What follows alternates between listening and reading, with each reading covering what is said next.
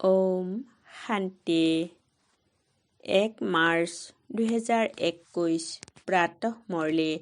আজি বাবাৰ মহাবাক্য। মৰমৰ সন্তানসকল, তোমালোক পৰস্পৰ বহুত আত্মিক স্নেহত থাকিব লাগে। কেতিয়াও মতভেদ আহিব নালাগে। আজিৰ প্ৰশ্ন, প্ৰত্যেক ব্ৰাহ্মণ সন্তানে নিজৰ অন্তৰক কোনটো কথা সুধিব লাগে? উত্তৰ, নিজৰ অন্তৰক সোধা। 1 নম্বৰ, মই ঈশ্বৰৰ অন্তৰত অধিষ্ঠিত হৈছোনে? 2 নম্বৰ, মোৰ দৈবী গুণৰ ধাৰণা কিমানলৈকে হৈছে? 3 নম্বৰ, মই ব্ৰাহ্মণে ঈশ্বৰীয় সেৱাত বাধাৰ সৃষ্টিটো নকৰোঁ? 4 নম্বৰ, সদায় ক্ষীৰখণ্ড হৈ থাকোঁনে? আমি পৰস্পৰ একমত হওঁনে? 5 নম্বৰ, মই সদায় শ্ৰীমত পালন কৰোঁনে? গীত। ভোলানাথতকৈ অনন্য। ওম শান্তি। তোমালোক সন্তানসকল হৈছা ঈশ্বৰীয় সম্প্ৰদায়। আগতে আছিলা আসুৰিক সম্প্ৰদায়। আসুৰিক সম্প্ৰদায়সকলে এইটো গম নাপায় যে ভোলানাথ কাক কোৱা হয়। এইটোও নাজানে যে শিৱ শংকৰ বেলেগ বেলেগ। তেওঁ শংকৰ হৈছে দেৱতা, শিৱ হৈছে পিতা, একোৱেই নাজানে। এতিয়া তোমালোক হৈছা ঈশ্বৰীয় সম্প্ৰদায় অথবা ঈশ্বৰীয় পৰিয়াল।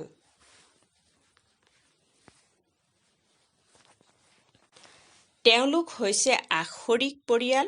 ৰাৱণৰ কিমান পাৰ্থক্য আছে? এতিয়া তোমালোকে ঈশ্বৰীয় পৰিয়ালত ঈশ্বৰৰ দ্বাৰা শিকি আছা যে ইজন সিজনৰ মাজত আত্মিক স্নেহ কেনেকুৱা হ'ব লাগে। ব্ৰাহ্মণ কুলত ইজনে সিজনে এই আত্মিক স্নেহ ইয়াতেই ধাৰণ কৰিব লাগে। যাৰ পূৰা স্নেহ নাথাকিব তেন্তে পূৰা পদো নাপাব। তাততো থাকেই এটা ধৰ্ম, এখন ৰাজ্য, পৰস্পৰ কোনো হাই-কাজিয়া নহয়। ইয়াততো ৰাজ্য নাই। ব্ৰাহ্মণৰ মাজতো দেহ অভিমান হোৱাৰ কাৰণে মতভেদ আহি যায়। এনেকৈ মতভেদত অহাসকলে শাস্তি ভোগ কৰি উত্তীৰ্ণ হ'ব। পুনৰ তাত এটা ধৰ্ম হৈ যায়, গতিকে তাত শান্তি থাকে। এতিয়া সেইফালে গৈছে আসুৰিক সম্প্ৰদায় বা আসুৰিক পৰিয়ালবৰ্গ। ইয়াত হৈছে ঈশ্বৰীয় পৰিয়ালবৰ্গ। ভৱিষ্যতৰ কাৰণে দৈবী গুণ ধাৰণ কৰি আছে। পিতাই সৰ্বগুণ সম্পন্ন কৰি তোলে। সকলোৱেতো তেনেকুৱা হৈ নুঠে। যিসকল শ্ৰীমতত চলে তেওঁলোকেই বিজয় মালাৰ মণি হয়। যিসকল নহ'ব তেওঁলোক প্ৰজাত আহি যায়। তাততো দৈবী চৰকাৰ হ'ব। 100% পবিত্ৰতা, শান্তি সমৃদ্ধি থাকে।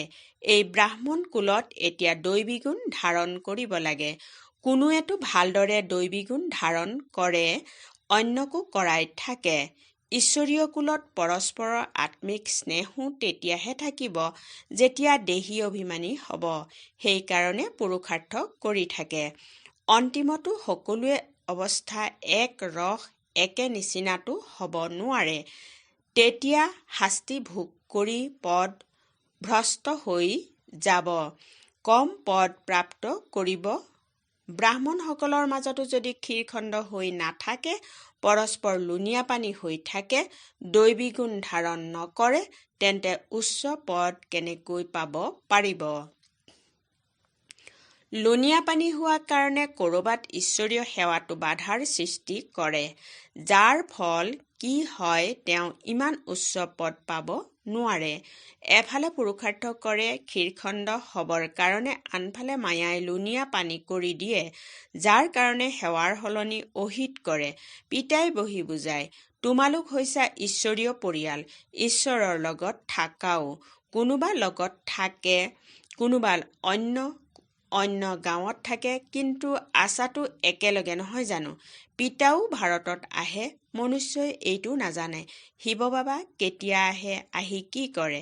তোমালোকে এতিয়া পিতাৰ দ্বাৰা পৰিচয় পাইছা। ৰচয়িতা আৰু ৰচনাৰ আদিমধ্য অন্তক এতিয়া তোমালোকে জানা। জগতে নাজানে যে এই চক্ৰ কেনেকৈ ঘূৰে। এতিয়া কোনটো সময় একেবাৰে ঘোৰ অন্ধকাৰত আছে।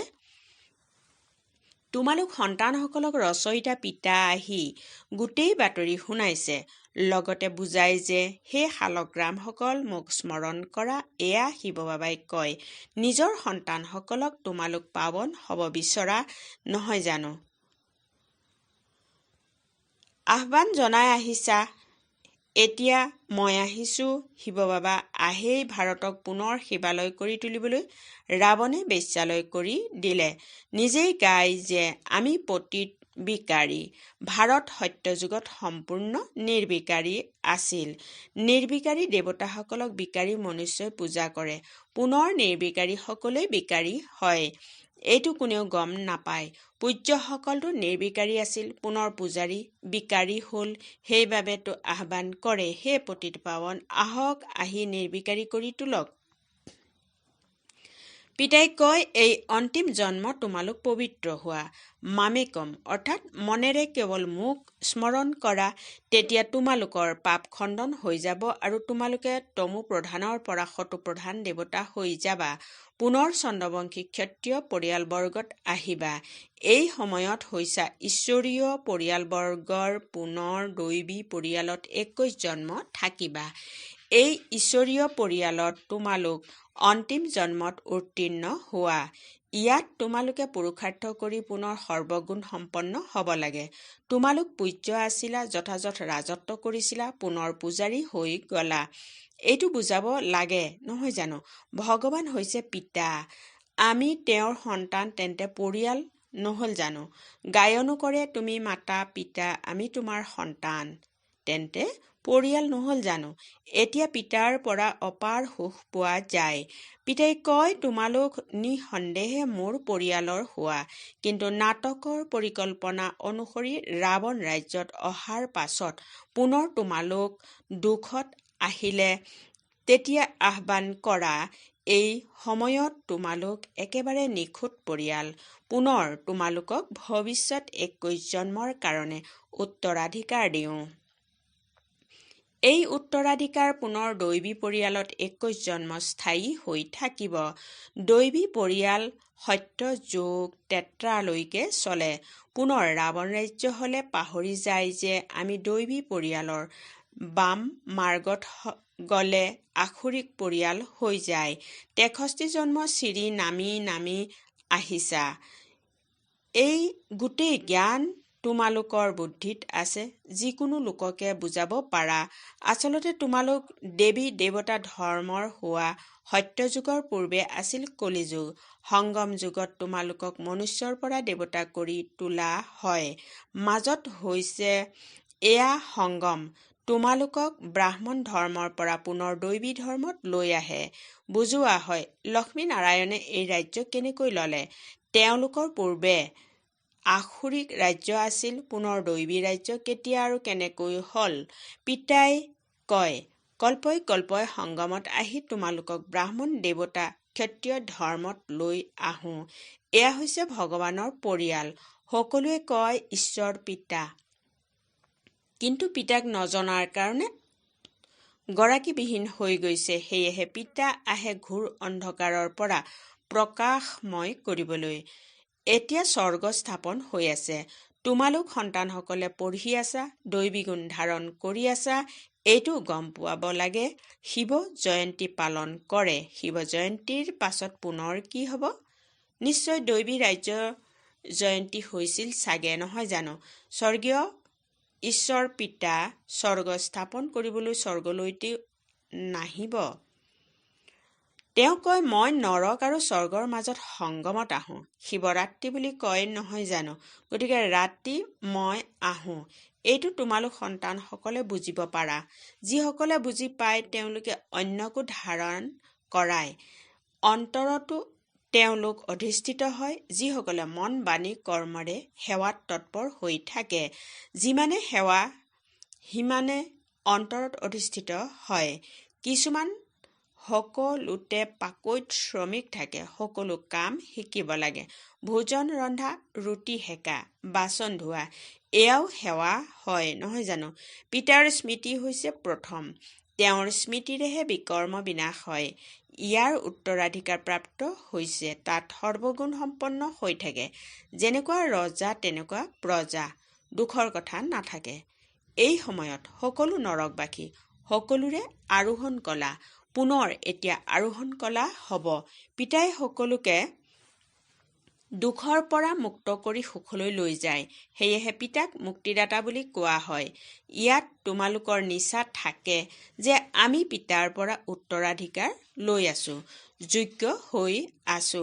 যোগ্য বুলিতো তেওঁলোকক কোৱা হ'ব যিসকলে অন্যকো ৰজাৰ পদ পোৱাৰ যোগ্য কৰি তোলে। এইটো পিতাই বুজাইছে। পঢ়োতাটো বহুত আহিব, এনেকুৱা নহয় যে সকলোৱে 84 জন্ম ল'ব। যিসকলে কমকৈ পঢ়িব তেওঁলোক দেৰিকৈ আহিব, গতিকে জন্মও কম হ'ব নহয় জানো?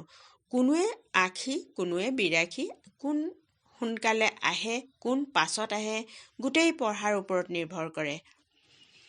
সাধাৰণ প্ৰজাসকল পাছত আহিব, তেওঁলোকৰ 84 জন্ম হ'ব নোৱাৰে, পাছত আহি থাকে। যিসকল একেবাৰে শেষত থাকিব তেওঁলোক 'তেত্ৰাৰ অন্তিমত আহি জন্ম ল'ব, পুনৰ বাম মাৰ্গত যায়, অৱনমিত হোৱা আৰম্ভ হৈ যায়। ভাৰতবাসীয়ে কেনেকৈ 84 জন্ম ল'লে? তেওঁলোকৰ এয়া হৈছে চিৰি। এই সৃষ্টি চক্ৰ হৈছে নাটকৰ ৰূপত। যিসকল পাৱন আছিল তেওঁলোকে এতিয়া পতিত হৈ গ'ল, পুনৰ পাৱন দেৱতা হয়। পিতা যেতিয়া আহে তেতিয়া সকলোৰে কল্যাণ হয়। সেয়েহে ইয়াক কল্যাণকাৰী যুগ বুলি কোৱা হয়। মহিমা পিতাৰহে যিয়ে সকলোৰে কল্যাণ কৰে। সত্যযুগত সকলোৰে কল্যাণ আছিল, কোনো দোষ নাছিল। এইটোতো বুজাব লাগে যে আমি ঈশ্বৰীয় পৰিয়ালবৰ্গৰ হওঁ। ঈশ্বৰ সকলোৰে পিতা। ইয়াতেই তোমালোকে মাতা পিতা বুলি গায়ন কৰা, তাততো কেৱল পিতা বুলি কোৱা হয়। ইয়াত তোমালোক সন্তানসকলে মা পিতাক কোৱা। বাবাই কৈছে, ইয়াত তোমালোক সন্তানসকলে মা পিতাক কোৱা। ইয়াত তোমালোক সন্তানসকলক তুলি লোৱা হয়। পিতা হৈছে ৰচয়িতা, তেন্তে মাও থাকিব, নহ'লে ৰচনা কেনেকৈ হ'ব? স্বৰ্গীয় ঈশ্বৰ পিতাই কেনেকৈ স্বৰ্গ স্থাপন কৰে এইটো ভাৰতবাসীয়েও নাজানে আৰু বিদেশীসকলেও নাজানে। এতিয়া তোমালোকে জানা। নতুন সৃষ্টিৰ স্থাপনা আৰু পুৰণি সৃষ্টিৰ বিনাশ তেন্তে নিশ্চয় সংগমতেই হ'ব। এতিয়া তোমালোক সংগমত আছা। এতিয়া পিতাই বুজাই মামেকম স্মৰণ কৰা, আত্মাই স্মৰণ কৰিব লাগে, পৰমপিতা পৰমাত্মাক। আত্মাসকল আৰু পৰমাত্মা বহুকাল পৃথকে থাকিল। সুন্দৰ মেলা ক'ত হ'ব? সুন্দৰ মেলা নিশ্চয় ইয়াতেই হ'ব। পৰমাত্মা পিতা ইয়ালৈ আহে, ইয়াক কোৱা হয় কল্যাণকাৰী সুন্দৰ মেলা। জীৱন মুক্তিৰ উত্তৰাধিকাৰ সকলোকে দিয়ে। জীৱন বন্ধনৰ পৰা মুক্ত হৈ যায়। শান্তিধামলৈতো সকলোৱে যাব। পুনৰ যেতিয়া আহে তেতিয়া শত্ৰুপ্ৰধান হৈ থাকে। ধৰ্ম প্ৰতিষ্ঠাৰ অৰ্থে আহে। তলত যেতিয়া তেওঁলোকৰ জনসংখ্যা বাঢ়ে তেতিয়া ৰাজ্যৰ কাৰণে পুৰুষাৰ্থ কৰে, তেতিয়ালৈকে কোনো কাজিয়া আদি নহয়। শত্ৰুপ্ৰধানৰ পৰা ৰজুত যেতিয়া আহে তেতিয়া কাজিয়া পেচাল আৰম্ভ কৰে। প্ৰথমে সুখ, পাছত দুখ, এতিয়া একেবাৰে দুৰ্গতি পাইছে। এই কলিযুগী সৃষ্টিৰ বিনাশ, পুনৰ সত্যযুগী সৃষ্টিৰ স্থাপনা হ'ব। ব্ৰহ্মাৰ দ্বাৰা বিষ্ণুপুৰীৰ স্থাপনা কৰি আছে। যিয়ে যেনেকুৱা পুৰুষাৰ্থ কৰে সেই অনুসৰি বিষ্ণুপুৰীত আহি প্ৰাৰব্ধ লাভ কৰে। এইবোৰ বুজিবলগীয়া বহুত ভাল কথা।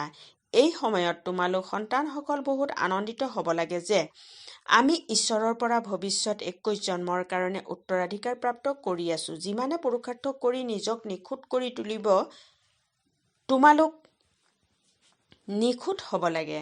ঘড়ীও লিভাৰ আৰু চিলিণ্ডাৰত থাকে নহয় জানো? লিভাৰ, ঘড়ী বহুত নিখুঁত হয়। সন্তানসকলৰ মাজত বহুতেই নিখুঁত হৈ যায়। কোনোবা ত্ৰুটিপূৰ্ণ হৈ গ'লে তেন্তে পদ কম হৈ যায়। পুৰুষাৰ্থ কৰি নিখুঁত হ'ব লাগে। এতিয়া সকলো নিখুঁতভাৱে নচলে। পুৰুষাৰ্থ কৰাওঁ তাতো এজনেই পিতা। ভাগ্য গঢ়ি তোলাৰ পুৰুষাৰ্থত দুৰ্বল, সেইবাবে পদ কম পায়। শ্ৰীমতত নচলা কাৰণে, আসুৰিক গুণ ত্যাগ নকৰাৰ কাৰণে, স্মৃতিত নথকাৰ কাৰণে এই সকলোবোৰ হয়। যদি যোগযুক্ত হৈ নাথাকে তেন্তে তেওঁ যেন পণ্ডিত। যোগ কম, সেয়েহে শিৱবাবাৰ প্ৰতি স্নেহ নাথাকে, ধাৰণাও কম হয়, সেই আনন্দ নাথাকে। চেহেৰাই যেন মৃতকৰ নিচিনা হৈ থাকে। তোমালোকৰ চেহেৰাটো সদায় হৰ্ষিত হৈ থকা উচিত, যেনেকৈ দেৱতাসকলৰ হয়। পিতাই তোমালোকক কিমান উত্তৰাধিকাৰ দিয়ে। কোনো গৰীবৰ সন্তান চহকীৰ ওচৰত গ'লে তেন্তে সেই সন্তানটি কিমান আনন্দিত হ'ব। তোমালোক বহুত গৰীব আছিলা, এতিয়া পিতাই তুলি ল'লে তেন্তে আনন্দিত হ'ব লাগে। আমি ঈশ্বৰীয় সম্প্ৰদায়ৰ হৈছোঁ, কিন্তু ভাগ্যত যদি নাই তেন্তে কি কৰিব পাৰে?